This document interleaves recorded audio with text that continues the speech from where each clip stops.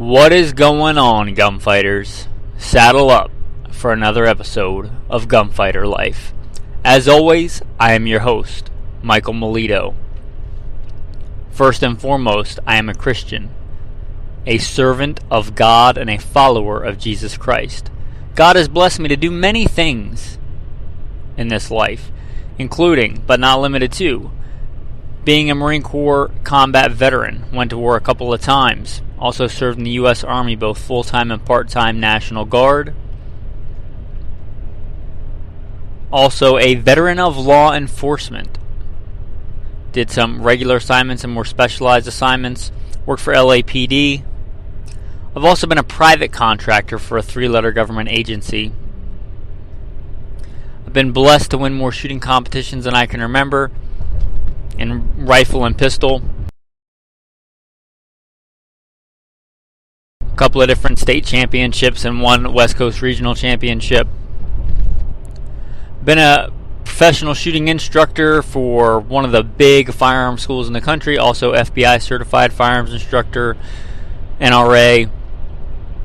And I've been blessed to do a lot of hunting in my life. I've hunted all over this beautiful country. I've hunted everything from whitetail on the East Coast to mule deer on the West Coast, and elk and bear and buffalo and all manner of things. Slain all manner of beasts. I've been blessed to do many things in this life. Again, first and foremost, I am a Christian. With that, what are we going to talk about today? We're going to talk about the little things that make a huge difference in your shooting. In America, in this, I guess I'll call it Amazon culture, and I guess it encompasses more than just America, but that kind of buy it now mentality, fix it with a click of a mouse kind of mentality. A lot of things that don't work like that, and shooting is one of them. I, as much as the next person, like to think about and pontificate on the minutia of this trigger versus that trigger and this optic versus that optic. But it's the little things that you can do in general that have a far bigger impact on how good, how lethal, how proficient a shooter you are going to be. And I am on a long road trip, if you don't know, I live semi-nomadically, and I pulled over in an old kind of abandoned construction area to do some dry firing where it was safe. And I was doing some dry firing today, and I noticed something I had noticed before, but it got me thinking about this podcast. Something as little as not just grip. We all know grip is, well, we should all know that grip is a fundamental. It's one of the fundamentals, right? But something as minute as equal tension, not just in your right and left arms and hands in handgun shooting, but the tension between your palm and your fingers in your support hand, and making sure there's equal compression on the grip of that gun when that shot breaks. Because if you have a little too much on your palm or a little too much on your fingers, you can move that sight off target at 50 yards. If you're doing 50-yard headshots, which is one of my standards, just that little differential in tension right and left can literally pull you off target. The little tiny things like that will have a far bigger impact. You may think that that's really insignificant, but a couple of inches in difference at 50 yards shooting a pistol is way more than probably arguing about which handgun is more accurate, this one or that one, because you may be talking about an inch difference.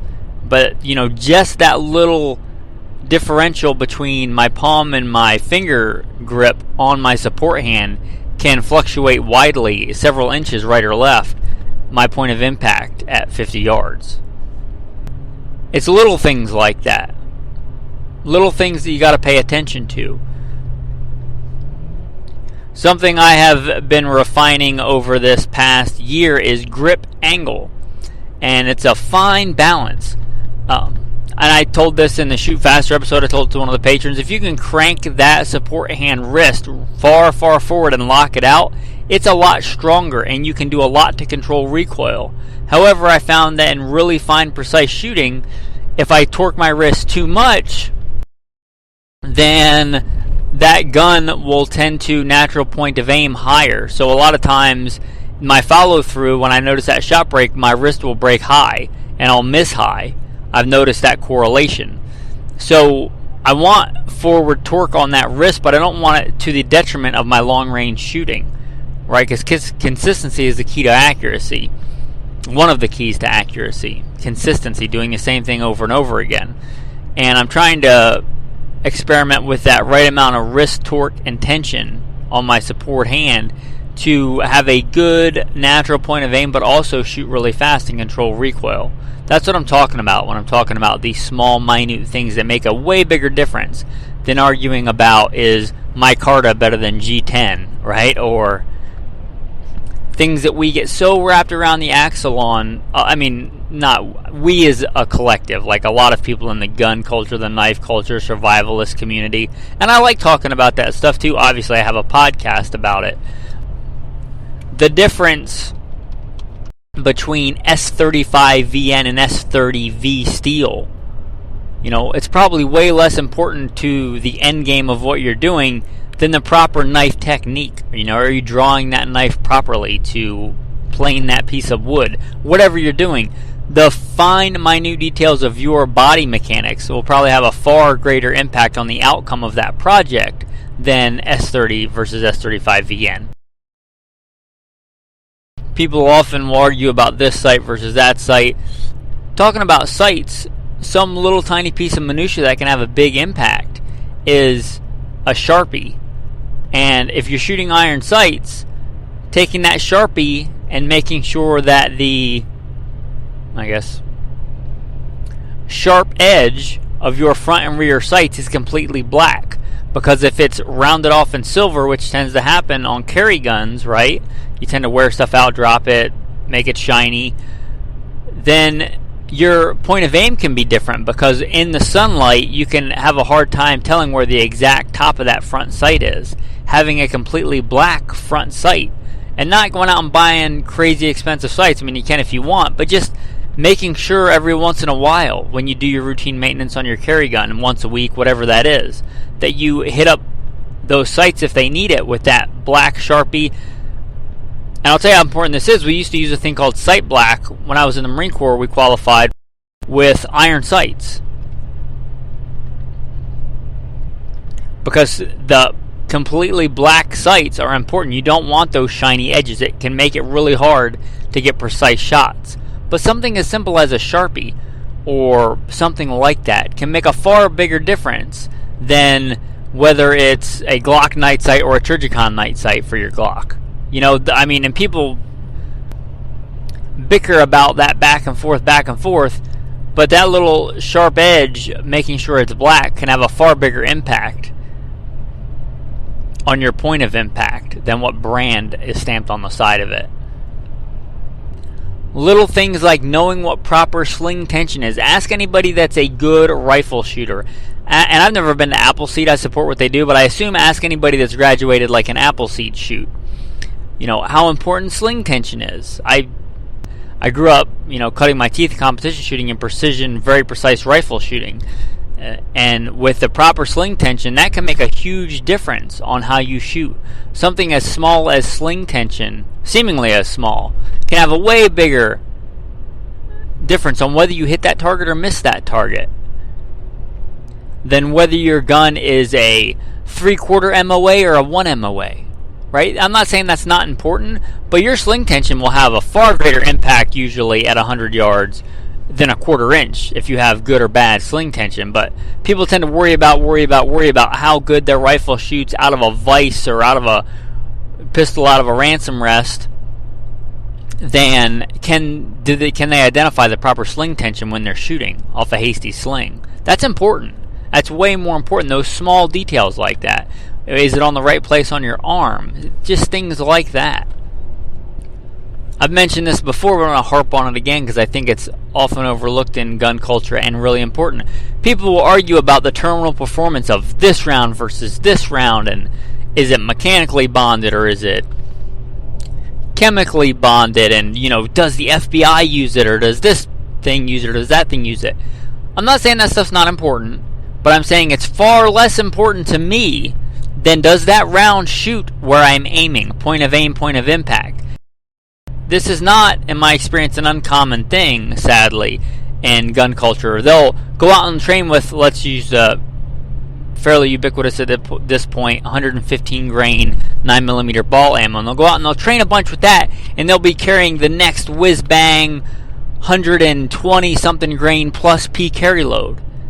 And that almost certainly is not going to shoot the same place that 115 grain ammo is. So do you want the best terminal performance round that's going to hit who knows where? It's like a mystery. You're just throwing question marks out the end of your barrel. Like, where's it going to hit this guy? In the face, in the neck, in the ear? Who knows, right? Because it looks really good on paper. The FBI uses it, or it's got really good expansion and clear gel. But you've never actually shot it out of your gun tested by you doing Mozambique drills to know that it shoots point of aim, point of impact. That's way more important. That's way more important than what it looks like all folded out with pretty pedals in a gun magazine, if people even still read gun magazines, right? It's more important, at least to me, that it shoots where I'm aiming. Way more important than brand X, Y, or Z. Or I should say brand R, W, or H. Right? Does it shoot where I'm aiming? If it shoots where I'm aiming and I have a couple of loads that can shoot where I'm aiming, then maybe I'll start to look at the other stuff. And I guess that's not really a little thing, but I guess a lot of people consider it a little thing because they often overlook it.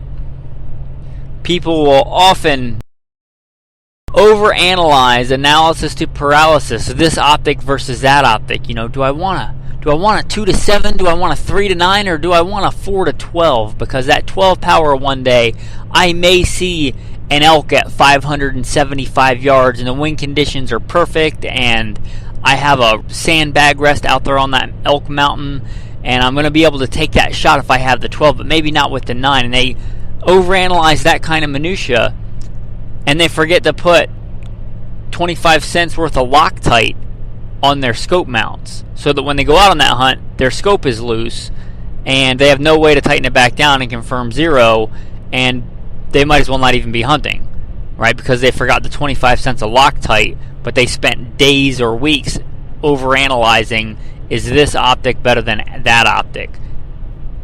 Right? Is 9 power enough, or do I need 12 power, or is the Vortex better than the Leopold? And I'm not saying you can't do that, but then don't forget to put the Loctite on, right? Somebody I dearly love recently wanted to show me his rifle, and it was a fine rifle, and the scope wasn't bad. It was crooked. It was visibly askew. That is what I'm talking about. That is far more important. Making sure it's level. You can have the best optic in the world if you don't go down to Walmart or wherever you go and get 2 little tiny levels and make sure the scope is level and true and plumb to the rifle. Doesn't really matter how nice the optic is, right? If your scope's at a 45 degree angle, and it wasn't 45, but it might have been 15 or 20 degrees off, right? Or that Loctite, and I've learned that the hard way, and guys that I've trained and have gone through classes with have learned that the hard way. No matter how good the optic is, don't skimp on that couple of dollars worth of Loctite, right? The Loctite is important. I touched on this in the recent camo episode, but people will be all kinds of concerned about, you got to get the new Sitka gear, you got to get the new camo pattern, because, if the deer saw you last year in that camo, they're just going to wreck it, they're just going to notice it because they've seen it before. Like, that's not how that works, but that's kind of a joke. But they worry about this camo pattern versus that camo pattern, and they haven't learned the blessing of being patient and being still. Being still and being patient in a red flannel shirt will get you far more deer and elk than the next Gucci Flage pattern that comes out this year. If you're swatting flies in your face, or you got your hands in your pockets and a deer walks out, right? Those little things are far more important than the hundreds or several hundred of dollars you may spend on the next Gucci pattern of camouflage. And again, I get that way too. I get wrapped up in minutia. But let's not miss the forest for the trees. We all have these burning questions. Is the new 6.8 Western, is it really better than the old 270? Is the 135 grain new FBI load really that much better than the 124 grain Spear Gold that I've been carrying for years? Do I need to switch over to that? And let's not go, pump gas on our way to go hunting with either one of those first two cartridges I mentioned, and then get gas on our hands and then touch our pants. Because that's probably going to have a far bigger impact on how the rest of that hunt goes than whether I'm hunting with a 270 or a 6.8 Western, right? It just is. The little things like that are going to have a far bigger impact. The 135 grain, Hornady critical duty. Maybe it's a few percentage points better than your 124 grain Spear Gold dot. Maybe not. Especially fired out of your barrel, out of your gun, because that's made for a duty size handgun. The critical duty is as the name would imply. Maybe that is not the kind of gun you're carrying. But either way, do either one of those shoot the same point of aim, point of impact as your practice load? Right? Because reps and sets matter. Getting those repetitions and those sets in matter. Knowing where to aim in a split second in that Mozambique drill matters. And knowing that that bullet is going to hit where you aim it matters. It matters far more than does it expand to .44 diameter or .60. I'm not saying that's not important, but it's far more important that you hit where you're aiming. So let's not miss the forest for the trees. It's often the little things that have a big impact downrange. If you like this podcast, if you think the content is worth supporting, I hope you will step up, man up, and consider supporting it on Patreon. There should be a link in the show notes in Patreon. As you probably tell from my rhetoric, it's quite different than a lot of other, YouTubers and stuff and things like that just get stuff for free and say everything's awesome all the time. I have very recently refused sponsors. I don't want sponsors. I don't want somebody to give me something for free and me to review it with a skewed, biased, bribed opinion and tell you how good it is and that you need to buy it. If I think something's good, I'll tell you it's good. If I think it's bad, I'll tell you it's bad. And if you value that, if you think that's worth something, an honest opinion in today's society when everything is bought and paid for by giant corporations, you may want to consider supporting.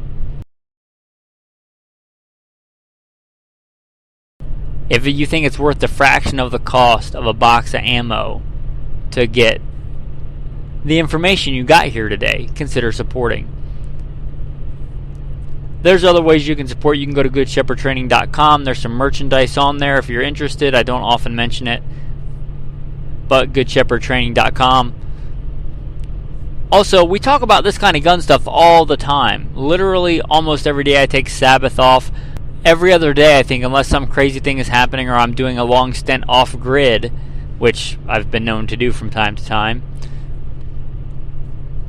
There's a special insider chat on Patreon via Facebook Messenger where we have these kind of chats all the time and discuss stuff, not just like this all the time, but hopefully a lot of times more important stuff that pertains to more important things all the time. And if you want a group of like-minded men like that to converse with, and it's not just me giving them my opinion, it's us helping each other. Iron sharpens iron. There are a lot of men on there that know a lot more about a lot of stuff than I do, and I'm not ashamed to admit that. I recently met one of them in person traveling across country, and he helped me with my truck and trailer combo. Very obvious thing that I just didn't pick up on that he knew, and he helped me rectify that, and I appreciate that. That's the kind of thing I'm talking about. If you want to be a part of that group or just support on Patreon, consider becoming a patron. Anyway, with that, I'll give you the tactical tip of the day. Tactical tips of the day. We talked about little things. One little thing you may want to consider, whether avid shooter, hunter, having a little piece of some different size cordage, string, whatever you want to call it, in your pocket. Maybe some 550 cord, maybe some micro cord, maybe some Spectra, and a nice neat little package in your pocket. You go on that big Western hunt, you bought the nice boots, you even, instead of just worrying about the brand, you actually went and hiked in them and broke them in so you didn't get giant bloody feet on your long Western hunt. And then your shoelace breaks. Again, probably far more impact having a functional pair of boots on your Western hunt than whether you're shooting the 6.8 Western or the 270. You're at a tactical carbine class, right? And whatever happened, you were cleaning your rifle in your hotel room and you forgot your sling when you go back to the next day of class. One of your attachment point breaks or something like that. Being able to make a new sling, even if it's out of 550 cord, is far better than no sling. Just things like that. It's a small, easy thing. Doesn't cost a lot of money. Keep it in your pocket. Comes in handy for all kinds of things. And those are just two gun examples that I can think of.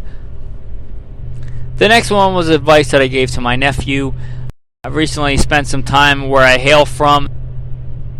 It's mostly, which is one reason I don't like it there, is it's mostly private land. The vast majority of everything there is private land, private owned. There are a few pieces of state land, but a lot of people have these private fields and they'll bait their deer and stuff on private fields. But if you're a poor boy growing up there like I was, and like my nephew we didn't have like vast swaths of private land. A lot of times wealthier people from the cities will buy those up and literally pay on those just so they can hunt there. But if that doesn't apply to you, it's kind of hard to hunt around there. And I'll give this advice: if you're in a similar situation on the east of the Mississippi without a lot of public land, hunt what other people won't. I didn't think about this really until I was talking to him about it, where he might be able to get a nice buck. But I think that every big buck, and I've thought about this since I said it to him, which was a day or two ago, I think every nice buck I ever shot around there was in the swamp. Do I particularly like being and walking in and hunting in the swamp? No, it's nasty, it's filthy, it's hard to move around in. But I think I got all my big bucks in the swamp because they're miserable. Go where other people won't go. When I was out west elk and mule deer hunting, I a lot of times would tag out my first day because I knew where to go where most other hunters wouldn't go. Right? I would be in the thick, nasty timber draws, and when those elk and deer started to get hunted, that's where they would go, and that's where I be. Same with the swamps on the East Coast, right? Everybody's hunting these nice, pretty fields. They go sit in their little box blind with their heater, and they pay who knows how much to have these deer leases. That's fine. There's nothing wrong with that. But if that's not you, and you want to be successful, go where a lot of other people won't go, because when those big bucks start to get pressured, they don't get big giant racks by being stupid, right? They will go a lot of times where they're not being pressured, and that's in the nasty areas and deep dark swamps and those real thick greenbrier patches, real young small pines that are super close together. And you look at this kind of terrain, you think there's no way a deer can even get in there and walk around in there. Oh, trust me, they sure can. And if you get in there and hunt hard and go places where most other people won't go, you just might get yourself a couple of nice bucks. Anyway, tactical tips of the day. Tactical verse of the day, one of my favorite verses I often reiterate. You shall not muzzle the ox while it treads out the grain. You shall not muzzle the ox while it treads out the grain. That's straight out of Torah, straight out of the Bible. And you may think, what does that have to do with anything? Well, Paul explains this in the New Testament. He references it as a laborer is worthy of his wages, which is what Jesus says. A laborer is worthy of his wages.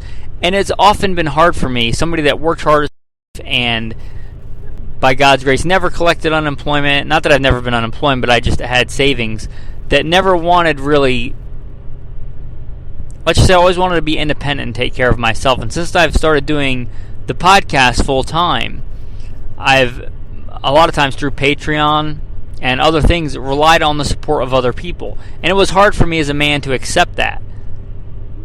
Hence the verse I quoted today. You shall not muzzle the ox while it treads out the grain. If I'm giving you guys this content and you see value in it, then I shouldn't have any problem with receiving from people that want to help. And sometimes as a man, at least for me as a man, that was a hard thing to get used to. But everybody that does support on Patreon, I just want to say thanks. It means a lot more to me than the money. Have a blessed day.